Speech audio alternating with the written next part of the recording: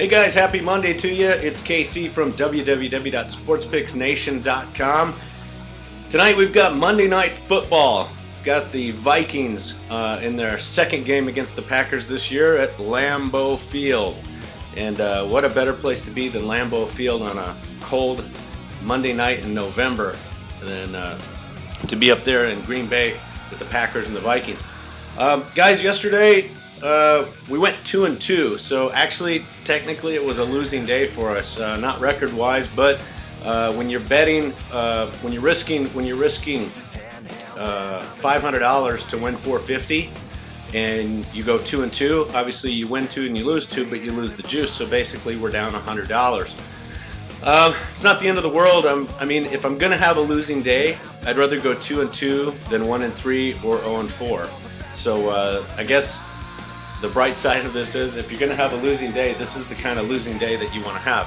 Of course, we don't want to have any losing days, but I was a little disappointed that the Falcons could not punch the ball in and get the outright win over the New Orleans Saints there at the end of the game.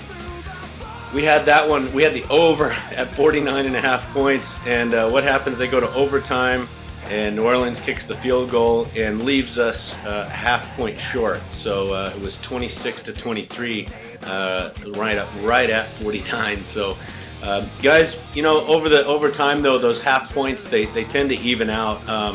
I know it's kind of heartbreaking when you lose one by a half a point, but it sure is nice when we win by half a point, because that happens almost as many times as when you lose by half a point. Okay, so first of all, in college basketball tonight, there is one game on the board that I like. It's Nebraska against USC. I like the Cornhuskers in this one. This one's at a pick'em right now. I look for the Cornhuskers to go out to Southern California and take care of the Trojans tonight. So we're going to go with Nebraska in college basketball. And I got to back up here on the Monday Night Football game, guys. It's very difficult for me. Very difficult for me. I actually grew up north, very close to Minneapolis, not that far away. And you know, that's one of those that I'm a big Vikings fan, always have been.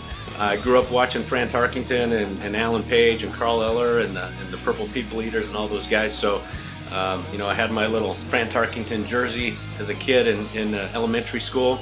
So it's difficult for me. I tend to not bet either for or against the Vikings, because I bet with my wallet. I don't bet with my heart. I don't bet with emotion. But I tell you what, once in a while I will go on the overs or the unders on a Vikings game, depending on what the statistics tell me. And right now I'm looking at 6 out of the last 7 games have gone over the posted total. The posted total on this Monday night game tonight is around 50 points. Some places it's 49.5. It started out around 51 and it's come down. And the interesting thing about that is, guys, and on my website, you guys will see some banners for Sports Insights. I don't make all my picks based solely on their information, but let me tell you guys something. It is good information. Basically, what you get is you get all of the information right there in one screen. You can see all the games. You can see all the line movements. You can actually see injury reports, weather reports. You can see the public betting percentages. And it's based on a conglomerate of sports books, not just one sports book. So as an example, I'm looking at my Sports Insight dashboard right now, and what I'm seeing is that the Vikings, 33% of the public is on the Vikings, and 67% is on the Packers. Now in the over and under, 73% is on the over, and only 27% is on the under. Interesting though, the number of bets on this game right now is at 35,281 bets. Now, with 70% of those bets, or 73% of those bets being on the over, and only 27% of those bets being on the under, however, the line is going down. So what that tells me is, even though only 27% of the bets are on the under, there's a lot of money in that 27%, enough money to move the line down.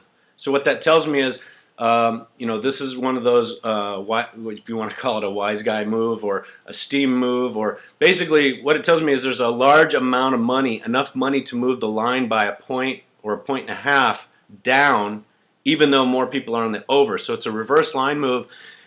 And for that reason, I'm going to go with this kind of a contrarian pick here, and it's not going to be a one that people are going to be, it's not really a favorite type of pick as far as the public's concerned, but I think it's a perfect opportunity to fade the public.